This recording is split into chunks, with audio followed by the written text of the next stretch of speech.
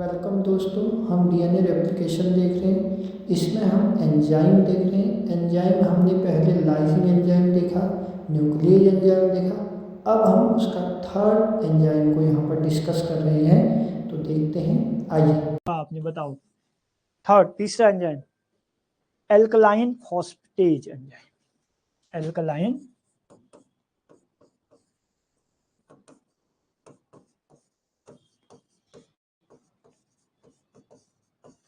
Phosphatase enzyme. Alkaline phosphatase enzyme की जब हम बात करते हैं, देखो पहले हम इस सेल के अंदर डीएनए तक पहुंचे लाइजिंग एंजाइम के थ्रू।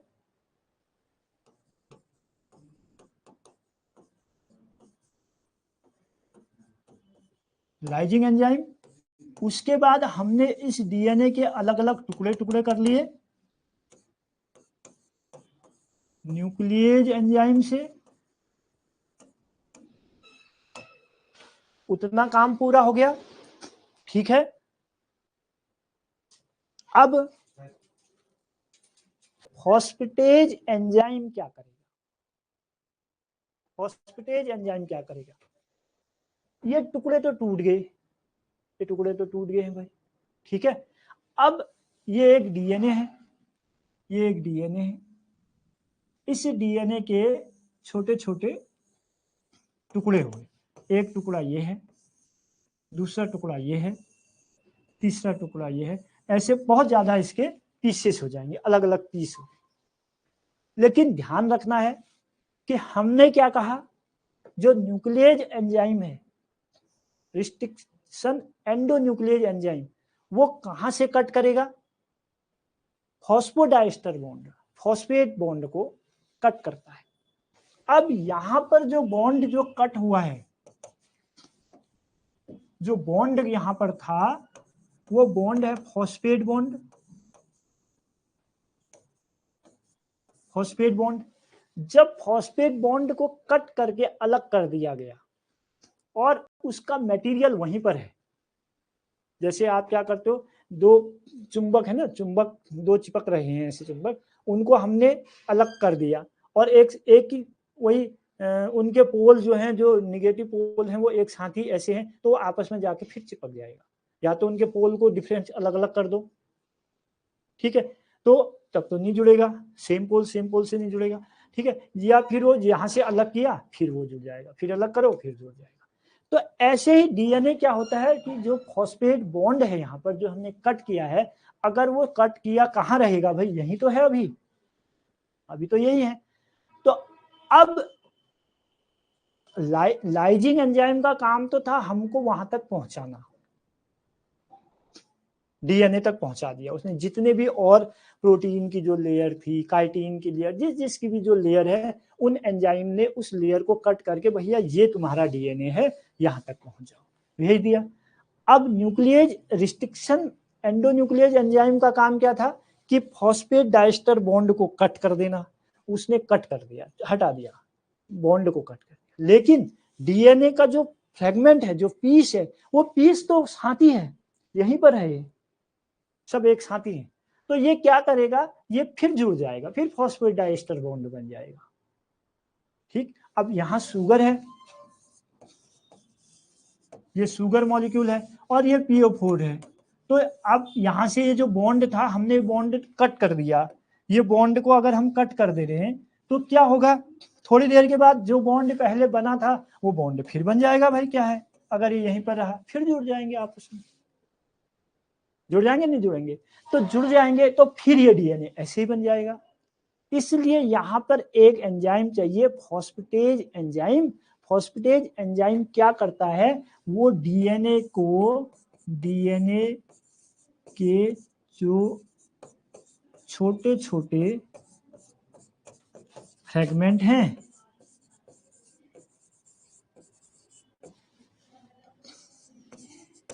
उनको दोबारा फॉस्फेट डाइएस्टर बॉन्ड नहीं बनाने देता।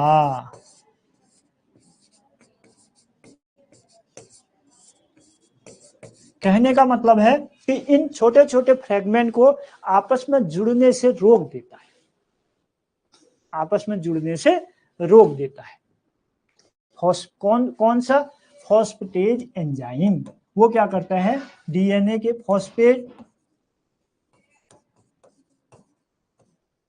फॉस्फेट बॉन्ड बनने से रोकता है।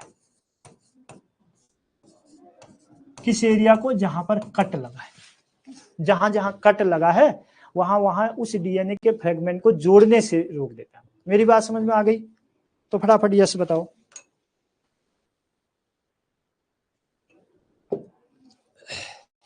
तीसरा एंजाइम का काम हो गया भाई, तीसरे भी एंजाइम का काम हो गया, फॉस्फेटेज एंजाइम। अब क्वेश्चन यही बनेगा कि भैया डीएनए के फ्रेगमेंट को ई को R1 से या हिंड सेकेंड से कट किया, जिससे हमको इसके बहुत बहुत फ्रेगमेंट मिल गए।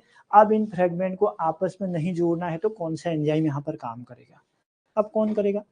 फॉस्फेटेज एंजाइम काम करेगा। इन क्वेश्चंस को लिख लो, जब जब जो समझ में आ रहा है, जो बोल रहे हैं, ये आपके उस समय रिवीजन करने के काम आ जाएगा। और ये क्वेश्चन वहाँ मिलेगा आपको, ये क्वेश्चन मिल जाएगा कि काइटिन फंगल से हम कोई रिकॉम्बिनेंट आरडीएनए निकाल रहे हैं तो हमको कौन सा एंजाइम चाहिए काइटिन की लेयर को कट करने के लिए, कि प्लांट सेल को कट करने के लिए कौन सा एंजाइम चाहिए, ये सब बातें हैं। अब ये हो गया। अब हमारे पास जब फॉस्फेटेज एंजाइम तीसरे नंबर का एंजाइम आ गया तो वो फॉस्फेटेज एंजाइम क्या कर रहा है? इनको जुड़ने से रोक रहा है। जो फॉस्फेट बॉन्ड डायस्टर बॉन्ड जो कट किया था न्यूक्लियस ने, उस न्यूक्लियस के बॉन्ड को दोबारा नहीं बनने दे रहा है। बात कंप्लीट हो गई, क्लियर हो गया। अब एक एंजाइम, अब क्या करना है? ठीक हो गया। अब हमारे पास अलग अलग फ्रेगमेंट हमको मिल गए, ठीक है, लेकिन ये तो एक का है, ये तो एक सेल का है। अब इसको हमने इस दूसरे कोशिका में दूसरे सेल के साथ, ठीक है, इतना ही फंक्शन वहां भी कर दिया, यहां भी कर लिया। ये मान के चलो कि जो हमारा अब जो होस्ट सेल है, अभी होस्ट भी पढ़ेंगे फिर कौन है, क्या है, कहां पर कैसा होता है। फिलहाल आप इतना समझो कि ये तो हमारा वांछित जीन आ गया जिसको हमको जरूरत है, ठीक, उसके पीसेस मिल गए हमको। ऐसा ही पूरा प्रोसेस करके हमने यहाँ पर इसके पीसेस भी बना दिए। जो पीस हमको जिसकी जरूरत थी, माना कि हमको इस पीस की जरूरत थी, हमने ये पीस उठाया और इस पीस को अब यहाँ इसके साथ ट्रांसप्लांट कर रहे हैं, इसके साथ भेज रहे हैं, ठीक है। तो भेज रहे हैं तो अब इस दोनों के पास तो फॉस्फेटेज एंजाइम लगा है भाई, वो फॉस्फेट डायस्टर बॉन्ड तो बनने नहीं दे रहा है। तो अब क्या होगा? अब एक एंजाइम, चौथे एंजाइम की जरूरत पड़ेगी। चौथा एंजाइम है लाइगेज एंजाइम।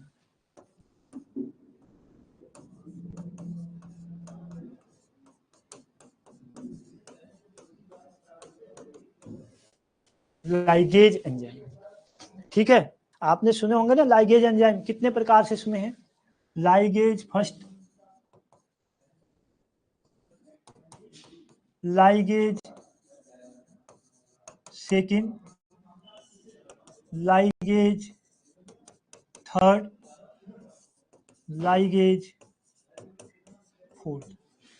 अब हमको लाइगेज एंजाइम की आवश्यकता पड़ती है जब फॉस्फेटेज एंजाइम जुड़ गया वांछित जीन पर, ठीक है, तो उसके बाद हमको लाइगेज एंजाइम की आवश्यकता पड़ती है। फॉस्फेटेज एंजाइम फॉस्फेट और शुगर बॉन्ड को बनाने से रोकता है उन पीसेस को, जो पीसेस न्यूक्लियेज एंजाइम ने, एंडोन्यूक्लियेज रिस्ट्रिक्शन एंजाइम ने कट कर रखे हैं, जो फॉस्फेट और शुगर का बॉन्ड कट कर दिया, वो फ्रेगमेंट में, उस टुकड़े में, उस पीसेस को अब वो फॉस्फेट को शुगर से जोड़ने से रोकता है। उस एंजाइम का नाम है फॉस्फेटेज एंजाइम। लेकिन जब हमको अपना डीएनए फ्रेगमेंट, जो डीएनए का जो पीस है, उस पीस को होस्ट सेल के डीएनए पर अटैच करना है, जोड़ना है, तो वो काम करता है लाइगेज एंजाइम। लाइगेज एंजाइम का काम है जो पैलेंड्रोमिक फॉर्म थे, पैलेंड्रोम पढ़ा ना, जो पैलेंड्रोम थे, पैलेंड्रोम में जो स्टिकी एंड है, पैलिंड्रोम के जो स्टिकी एंड है, उस स्टिकी एंड में फिर फॉस्फेट को शुगर से जोड़ देता है,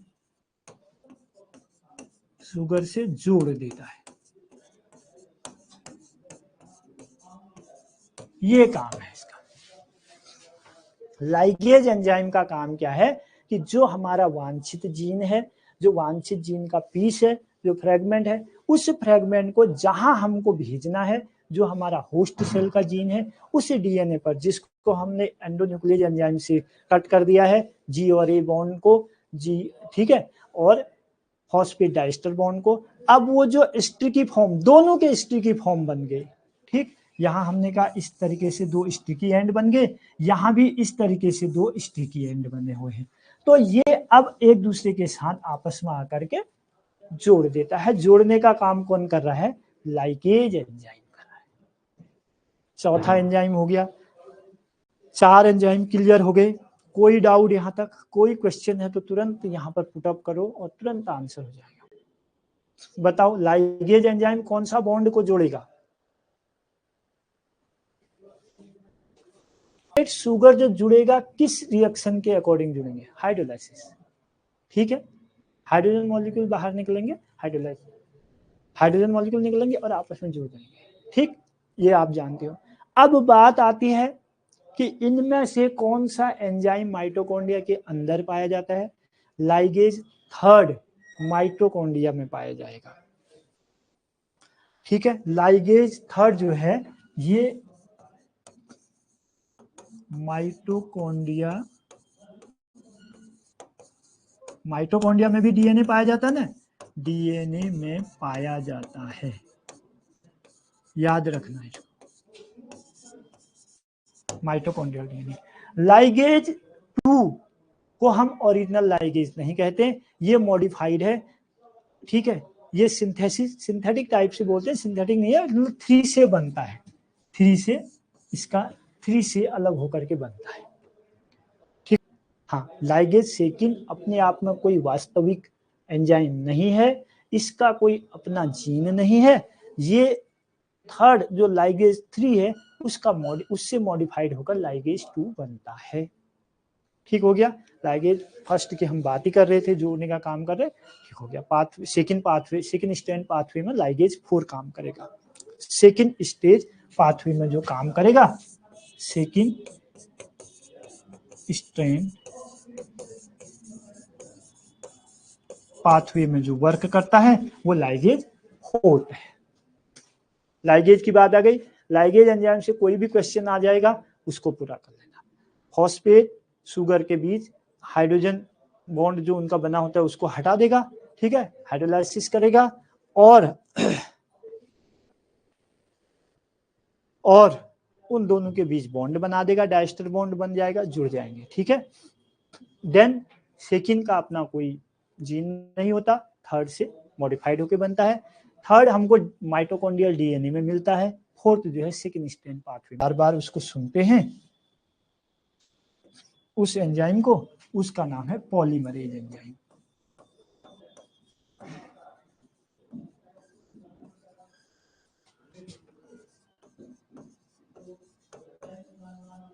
बहुत पढ़ेंगे इसके बारे में आगे। यहां पर इसका मुख्य कार्य बताओ Rawat ji. Polymerase enzyme, pol first second third fourth सब पढ़ेंगे, फर्स्ट सेकंड थर्ड तीन पढ़ेंगे। क्या करेगा पॉलीमरेज एंजाइम का मुख्य कार्य क्या होता है बताओ?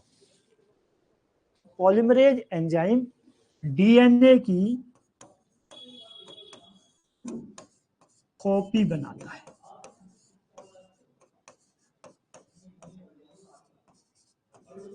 फोटोकॉपी, यानी कि रेप्लिकेशन करवाता है। डीएनए रेप्लिकेशन में हेल्प करता है या रेप्लिकेशन करवाता है, इनको कुछ भी बोल रहा हूं भाई। बताओ ना, पॉलीमरेज एंजाइम इतना सिंपल सी चीज है, सीधी सी बात, एक सेंटेंस में आपको बता दिया डीएनए पॉलीमरेज कराएगा। आपके पास क्वेश्चन आ जाएगा कि डीएनए की 2 कॉपी करनी है, ये हम सेल साइकिल में भी पढ़ते हैं। सिंथेसिस फेज पर डीएनए का रेप्लिकेशन होता है, तो रेप्लिकेशन जब होगा तो यहीं से होगा। क्या करेगा, डीएनए को रेप्लिकेट करेगा। हाँ याद रख लेना इसको, डीएनए की फोटोकॉपी बनाएगा, कर रहा है। हाँ ठीक है, तो ये भाई उसका अब उसका रेप्लिकेशन करेगा भाई, अब रेप्लिकेशन हो जाएगा ना उसका, तभी तो हम वहां भेज रहे हैं। हमने वहां भेज दिया, हमने उसको जोड़ भी दिया, फॉस्फेट एंजाइम के थ्रू जोड़ दिया हमने, ठीक है। एक प्लाज्मिड से लिया, दूसरे के डीएनए में रखा, तो अब वहां रखने का क्या मतलब, मतलब ये कि हमको उसके बहुत ज्यादा कॉपी चाहिए, हमको उसके बहुत ज्यादा काम है ना, उसको हमको लेना है, बहुत ज्यादा पार्ट्स, बहुत ज्यादा कॉपीज चाहिए। जैसे मैंने कहा इंसुलिन चाहिए हमको, तो इंसुलिन क्या एक थोड़ी चाहिए, हमको बहुत मल्टीपल कॉपी चाहिए। तो अब उसको रेप्लिकेशन करने के लिए हमारे पास कौन सा एंजाइम है, polymerase enzyme. Pol first second की हम बात करेंगे, आगे कर लेंगे। फिलहाल एंजाइम का काम यह है, इक्विपमेंट की हम बात कर रहे हैं। ठीक हो गया, क्लियर यहां तक?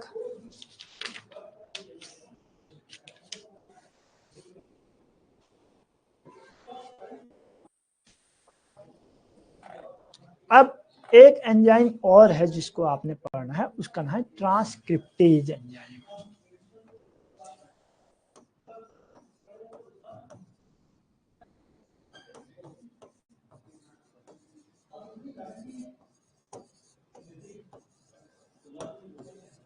ट्रांसक्रिप्टेज एंजाइम क्या करता है, इसी के साथ आता है रिवर्स ट्रांसक्रिप्टेज।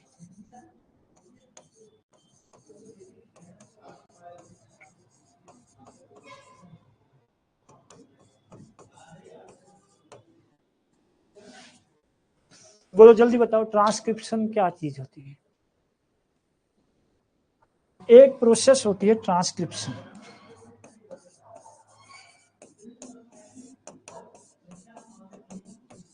ट्रांसक्रिप्शन किसे कहते हैं, डीएनए के बनने को। ट्रांसक्रिप्शन जो है, जब डीएनए से आरएनए बनता है, तो जो एंजाइम यहाँ पर आते हैं, उन एंजाइम को हम ट्रांसक्रिप्टेज एंजाइम कहते हैं। सर नहीं आ रहे, ऐसा मत करो भाई, पढ़ो थोड़ा सा। यहाँ से क्वेश्चन, यही क्वेश्चन तो बनते हैं यहाँ से, और कुछ नहीं बनते यहाँ से, और कुछ भी नहीं बनता। इसीलिए हम कंफ्यूज हो जाते हैं कि इतने एंजाइम हैं, इतने उतने एंजाइम हैं, कुछ नहीं है। ट्रांसक्रिप्शन, ट्रांसक्रिप्शन का मतलब होता है डीएनए से आरएनए का बनना। अब आरएनए क्या बनाता है, ये तो आता होगा। यही क्वेश्चन आ जाता है कि एक डीएनए का ट्रांसक्रिप्शन हुआ, उसने आरएनए बनाया, उसके बाद आरएनए क्या, किस चीज को फॉर्मेशन करेगा, क्या बनाएगा यहां से, आरएनए क्या बनाएगा? आरएनए या तो प्रोटीन बनाएगा भाई, आरएनए आगे जाकर के या तो प्रोटीन बनाने की हेल्प काम करेगा, पहली चीज, या तो वो प्रोटीन बनाएगा, उसमें लिखा आएगा प्रोटीन वर्क ये। अब या वो रिवर्स ट्रांसक्रिप्शन कर देगा, जब वो रिवर्स ट्रांसक्रिप्शन करता है तो तब डीएनए ही बनाता है। यहां पर रिवर्स ट्रांसक्रिप्शन कहते हैं, ट्रांसक्रिप्शन ये प्रोसेस है। अभी मैं प्रोसेस बता रहा हूं। ट्रांसक्रिप्शन ऐसा फंक्शन, ऐसा प्रोसेस जिसमें डीएनए आरएनए को फॉर्म बनाता है, उसको ट्रांसक्रिप्शन कहते हैं। ट्रांसक्रिप्शन बनाने में डीएनए पर जो अभी तक हम काम कर रहे हैं, उस डीएनए में ट्रांसक्रिप्टेज एंजाइम आता है, वो एंजाइम इसको आरएनए बना देता है। ठीक है, जब ट्रांसक्रिप्शन हुआ, डीएनए से आरएनए बना, अब आरएनए क्या बनाएगा, तो उसमें ऑप्शन रखे होंगे आपके पास, protein, RNA, protein, enzyme, protein, DNA, DNA, RNA, इस टाइप से। तो आप कहोगे डीएनए से तो आरएनए बना, अब डीएनए कहाँ है? ऐसा नहीं है। वो क्वेश्चन के हिडन चीज को भी आपसे पूछ लेगा, कुछ हिडन चीजें हैं, उन हिडन चीजों को भी पूछ लेगा। हिडन चीजें क्या हैं, देखो, डीएनए से आरएनए, जब यहां पर रिवर्स ट्रांसक्रिप्टेज एंजाइम आ जाता है, जब रिवर्स ट्रांसक्रिप्टेज एंजाइम आता है, तो उस वक्त क्या होता है, आरएनए से डीएनए बनता है। फिर आरएनए से डीएनए बन जाता है। ठीक है, कोरोना केस में भी आपने ये चीजें पढ़ी होंगी कि डीएनए से आरएनए में कन्वर्ट हो रहा है, फिर आरएनए से डीएनए में कन्वर्ट हो रहा है, बार बार रेट्रोवायरस में ये चीजें आती हैं बार बार। वहां रिवर्स ट्रांसक्रिप्टेज एंजाइम होता है और वो क्या करता है, रिवर्स कर देता है उस प्रोसेस को, फिर प्रोसेस आरएनए से डीएनए की ओर आ जाती है। सेंट्रल डोग्मा इसी को कहते हैं, पढ़ा होगा आपने कि अब आरएनए क्या करेगा, प्रोटीन का निर्माण करना शुरू करेगा, प्रोटीन बनाएगा, या फिर वो रिवर्स ट्रांसक्रिप्टेज एंजाइम आ जाएगा तो ये क्या कर लेगा, डीएनए बना देगा। तो ट्रांसक्रिप्टेज एंजाइम की भी जरूरत पड़ती है हमको, जब आरएनए से काम करेंगे, डीएनए से आरएनए बनाएगा, फिर उसको डीएनए में कन्वर्ट करना है, तो रिवर्स ट्रांसक्रिप्टेज एंजाइम की भी जरूरत पड़ती है। एंजाइम में हम जो टूल्स ऑफ बायोटेक्नोलॉजी में जो हम फर्स्ट टूल्स पढ़ रहे हैं, एंजाइम में सबसे पहले हमने देखा लाइजिंग एंजाइम। लाइजिंग एंजाइम क्या कर रहा है, वो हमको वांछित जीन तक पहुंचाने का काम कर रहा है। दूसरा एंजाइम हमने देखा nuclease, endonuclease, exonuclease restriction enzyme को हमने देखा। ये क्या कर रहे हैं, उस वांछित जीन को कट कर रहे हैं। कट कहाँ से कर रहे हैं, जी और ए बॉन्ड को और फॉस्फेट डाइस्टर बॉन्ड को। उसके बाद एल्कलाइन फॉस्फेटेज एंजाइम आया। Alkaline phosphatase enzyme phosphate molecule, जो फॉस्फेट और शुगर बॉन्ड ब्रेक हुआ था उसको आपस में नहीं जोड़ने देता है। ठीक है, देन लाइगेज एंजाइम आता है। लाइगेज एंजाइम इन पीसेस को, जो होस्ट सेल है वहां पर जो पैलिंड्रोमिक फॉर्म बने थे, स्टिकी एंड थे, उस स्टिकी एंड को जोड़ने का काम करेगा। भाई काटने का काम कौन कर रहा है, nuclease, endonuclease, exonuclease restriction enzyme DNA molecule को कट करने का काम कर रहा है। और डीएनए के जो पीसेस हैं, जो फ्रेगमेंटेड हैं, उन पीसों को आपस में जोड़ने के लिए कौन सा एंजाइम है, लाइगेज एंजाइम। ठीक है, फॉस्फेट और शुगर को आपस में एक दूसरे के साथ इंटरकनेक्ट नहीं करने देता है, उसको क्या कहते हैं, फॉस्फेटेज एंजाइम। ठीक है, एल्कलाइन फॉस्फेटेज एंजाइम। उसके बाद पॉलीमरेज एंजाइम क्या कर रहा है, उस डीएनए की रेप्लिकेशन करवाएगा, डीएनए का रेप्लिकेशन करवाएगा। फिर transcriptase enzyme, transcriptase enzyme DNA से आरएनए बनवाता है। रिवर्स ट्रांसक्रिप्टेज एंजाइम आरएनए से डीएनए बनाता है, रिवर्स करवा देता है उस प्रोसेस को। ठीक हो गया, इन एंजाइम का हम जिक्र कर रहे थे, ये एंजाइम हमने पढ़ने हैं, इन एंजाइम को हमने देख लिया। जितने जितने एंजाइम के नाम हुए उन सबको याद करो, उन सब का एक लिस्ट बनाओ और उनको, उन पर क्वेश्चन आएंगे तो उनको सही करके आओ, अच्छा लक्षण पाओ। ठीक है, कोई डाउट यहां तक, एनी क्वेश्चन, कोई डाउट, कुछ भी हो बताओ। अब बीच में बात आई कि जब हम, जो हम कह रहे हैं ना कि जैसे लाइगेज एंजाइम जोड़ेगा, लाइगेज एंजाइम जो जोड़ेगा कब जोड़ेगा, जब हम जेल इलेक्ट्रोफोरेसिस के थ्रू उस फ्रेगमेंट को अलग करेंगे, अलग करके अब हम होस्ट सेल में उसको प्रतिक्षेपित करेंगे, वहां भेजेंगे, फिर जोड़ेगा, वो वहां की जरूरत है। ये हमें वांछित जीन के सेल में जरूरत नहीं है, वहां हमें इतनी ही जरूरत है। ठीक है, उसके बाद हम उसको जेल इलेक्ट्रोफोरेसिस में ले जाएंगे, उसको भी पढ़ेंगे हम। पहले हमने 3 चीजें पढ़नी है, हमारा टूल क्या क्या है, एंजाइम है, टूल में क्या है, वेक्टर। ठीक है, वेक्टर पढ़ेंगे कि कौन सा ऐसा बीच का जो पार्ट्स है जहां से हम ले जाएंगे, वेक्टर कौन है, अब उस वेक्टर को पढ़ेंगे। फिर होस्ट में ले जाएंगे, होस्ट में इम्प्लांट करेंगे। तो 3 टूल हैं, इन तीनों को हम देखेंगे। नेक्स्ट वेक्टर से हम शुरू करेंगे कल से, ठीक है, ओके।